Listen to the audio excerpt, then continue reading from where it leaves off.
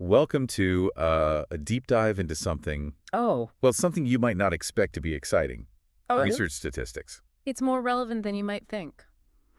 All right, I'm all ears. Trust me. So what exactly are we diving into today? Well, we're going to tackle 3 common rules of thumb that researchers use to determine sample size in their studies. Sample size. So that's like how many people they study, right? Exactly. Okay. And these rules are so common that they pop up all the time in top management journals, according to a study by Aguinis, Okay. pronounced like the beer, Like the beer? Okay. and Harden.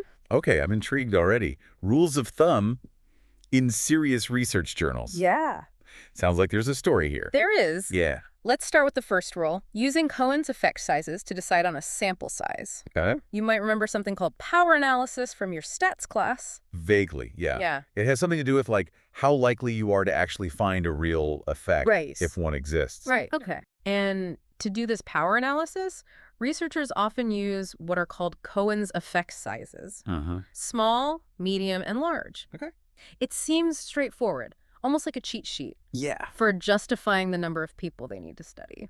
I see how that could be useful, Right. but what's the catch? Well, the catch is that even Cohen himself admitted these effect size labels are subjective. Whoa. He actually changed them over time, Hold on. simply based on his own opinion. So these researchers are basing their sample sizes on something that's basically just one guy's opinion. It happens more often than you'd think. Wow. And Aguinis and Harden argue this can be a big problem. Yeah. Instead of relying on these generic labels, they say researchers should be using context-specific effect sizes. What does that mean exactly? Context specific. It means looking at previous research in that specific area to see what kind of effects have been found before. Okay. Or even better, thinking about what would actually be a meaningful effect in the real world. So give me an example. How could this play out in a real study? Let's say there's research on performance evaluations and whether there are gender differences. Okay. Even a small effect size statistically could have a huge impact if it translates to a real difference in, say, promotion rates for women. Oh, wow. Yeah. So even a tiny difference Yeah. on paper Right. could actually mean a lot in someone's career. Exactly. Yeah, this is making me think twice about all those research articles I read. It should, because the problem is if researchers blindly follow this rule of thumb and go with a small sample size, they might miss those subtle but important effects. So what's the takeaway here for someone like me who's trying to understand and use research? Don't just take the sample size for granted. Okay. Ask yourself, how did they determine what a small, medium, or large effect should be? Yeah. And does it make sense in the real world, not just statistically? Okay, that's rule of thumb number 1 debunked. All right. What's the next one we're tackling? This one has to do with something called type I error. Okay. Basically, it's the chance of finding a result that seems significant but isn't actually real, Okay. like a false positive. I've heard of that. Yeah. So what's the rule of thumb researchers use here? Sometimes when they have a small sample size, researchers will actually increase their acceptable rate of type I error.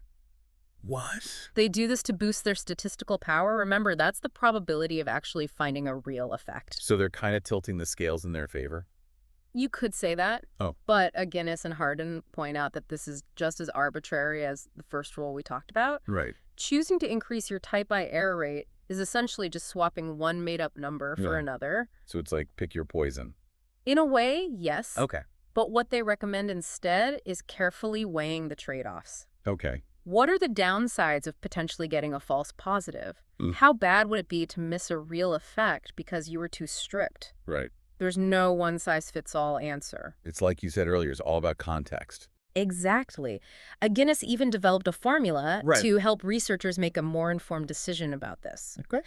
The point is to be deliberate, not just follow blind rule. Makes sense. Yeah. Okay, ready for rule of thumb number 3. All right. This one's a bit intimidating. Covariance structure analyses. Don't worry, it's not as complicated as it sounds. Okay. Think of things like factor analysis, figuring out if different questions on a survey are actually measuring the same underlying thing. Oh, okay. Okay. Yeah. I kind of remember that from stats class. Yeah. What's the rule of thumb here? It's common for researchers to aim for at least 5 observations, data points, for each parameter they're estimating in these analyses. Okay. They often cite the work of a researcher named Bentler to back this up. So 5-to-1 observations to parameters, got it. Here's the twist. Okay. Aguinis and Harden dug deeper and found that even Bentler himself said this 5.1 ratio was just a lower bound. Okay. A very simplified guideline. So again, not a hard and fast rule. Nope. Okay. It turns out that this ratio only really works if the data fits a very specific pattern called a multivariate normal distribution. Right. And that's not always the case. So what happens if the data doesn't fit that pattern? You might need a lot more observations, maybe even 10 per parameter or more. Oh, wow. Especially if the analysis is complex. So more is usually better. But how can someone reading a research article know if there's enough data for these kinds of analyses? It can be tricky. Yeah. Ideally, the researchers will be upfront about the limitations of these rules of thumb and explain how they decided on their sample size. So it's all about being critical and looking for red flags. I feel like that's a theme today. It's a good skill to have in general, not just for reading research. Yeah. But speaking of research, are you ready to dive into the implications of all this? Absolutely. I'm ready to unpack what this all means for us in the real world. Great. Let's dive right in. Yeah, it's kind of unsettling to think that It is. these flawed rules of thumb are so common in research. Yeah. Aguinis and Harden found them all over those top management journals we talked about. It's a bit alarming, isn't it? Yeah, it makes you wonder how many research findings might be based on shaky foundations because of these sample size shortcuts. Yeah, I mean, it really underscores the need to be critical when you're reading research. That's what I was thinking. Yeah. Like, don't just assume a study is sound because it's been published. Right. Always scrutinize the methodology. Exactly. Especially how they determine their sample size. Right. Like, did they fall back on those simplistic rules of thumb? Right. Or did they really justify their choices? Exactly. And, you know, researchers need to move beyond these simplistic rules. So what can researchers do differently? Yeah. It sounds like relying on these rules of thumb is almost ingrained in the process. I mean, it's definitely become common practice, but they should be considering the unique demands of their research question and the context in which they're working. So a more tailored approach instead of one size fits all. Precisely. And it's not just about getting a big enough sample. It's about understanding the potential consequences of getting it wrong. You mean like those type 1 and type 2 errors we talked about earlier? Exactly. A false positive in a medical study could lead to ineffective treatments being used, or a false negative in an engineering study could mean a safety hazard goes undetected. Yeah. The stakes can be high. Okay, so sample size is more than just a numbers game. Right. It's about being rigorous and responsible with potentially huge implications for people's lives. But even with the best of intentions, of course, researchers are human and mistakes can happen, right? That's why transparency is crucial. Researchers should clearly explain how they determine their sample size and acknowledge any limitations.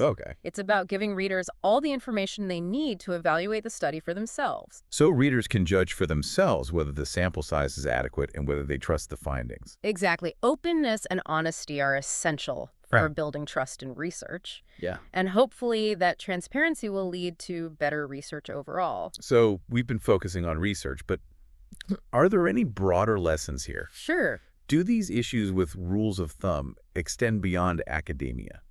Absolutely. This raises important questions about how we evaluate information in general. We live in a world flooded with data and statistics. But how often do we stop to think about where those numbers come from and what they really mean? It's true. We often just accept statistics without really questioning them, especially when they're presented in a way that seems authoritative.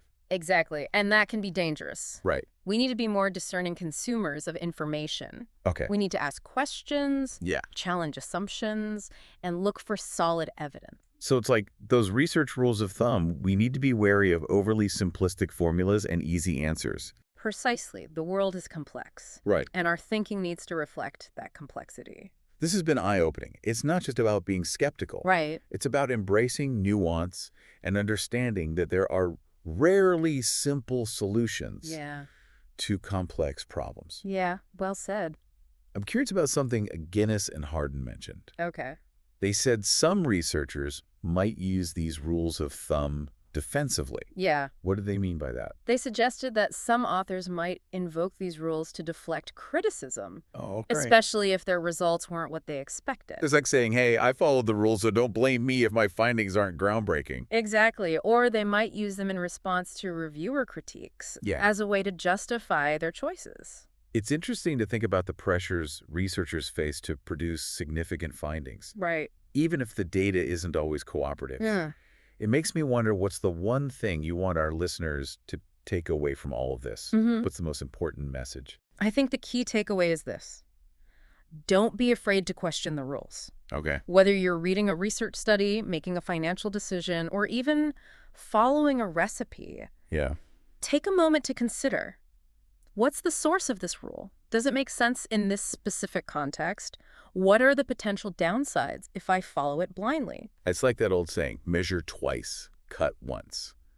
A little bit of critical thinking can go a long way. Absolutely. Yeah. And that's where informed skepticism comes in. Yep. It's not about rejecting everything you hear, but about being curious, doing your homework, and weighing the evidence. So as we wrap up this deep dive, I have a challenge for our listeners. Okay. Think about some of the rules of thumb you use in your own life. Yeah. Maybe it's a financial rule, health tip, or even a piece of relationship advice. Right. Now ask yourself, where did this rule come from? Yeah. Does it still hold true in my life today? Could there be a better way? Those are excellent questions to reflect on because ultimately the most valuable rule of thumb is the one that encourages us to think for ourselves. Well said. Thanks for joining us on this deep dive into the world of research and beyond. Yeah. Until next time, keep those minds curious and those questions coming. It's funny, when you think about it. Yeah. These rules of thumb in research, it's like... Right.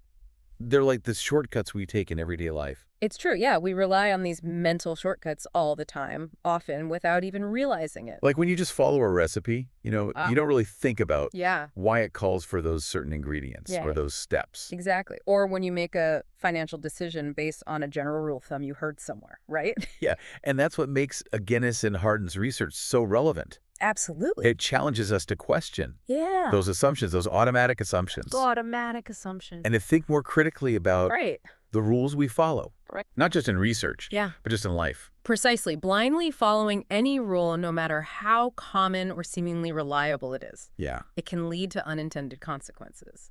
So what's the big takeaway here for our listeners? Like, what's the one thing you really want them to remember from this whole deep dive? I think don't be afraid to question the rules. Whether you're reading a research article, making a financial decision, or even following a recipe, take a moment to consider, what's the source of this rule? Does it even make sense in this context? What are the potential downsides if I just follow this blindly? It's like that old saying, measure twice, cut once. Right. A little bit of critical thinking can go a long way. Absolutely. And that's where informed skepticism comes in. Okay. It's not about just rejecting everything you hear, but it's about being curious, doing your homework, and really weighing the evidence before you just jump in. So as we wrap up this deep dive, I have a challenge for our listeners. Okay. Think about some of the rules of thumb that you use in your own life. Right. Maybe it's a financial rule, a health tip, or even a piece of relationship advice. Okay. Ask yourself, where did this rule come from? Does it even still hold true today, in my life today? Could there be a better way? Those are excellent questions to reflect on because ultimately, the most valuable rule of thumb is the one that encourages us to think for ourselves. Well said. Yeah. Thanks for joining us on this journey into the world of research and critical thinking. My pleasure. Until next time, keep questioning, keep exploring, and keep those minds sharp.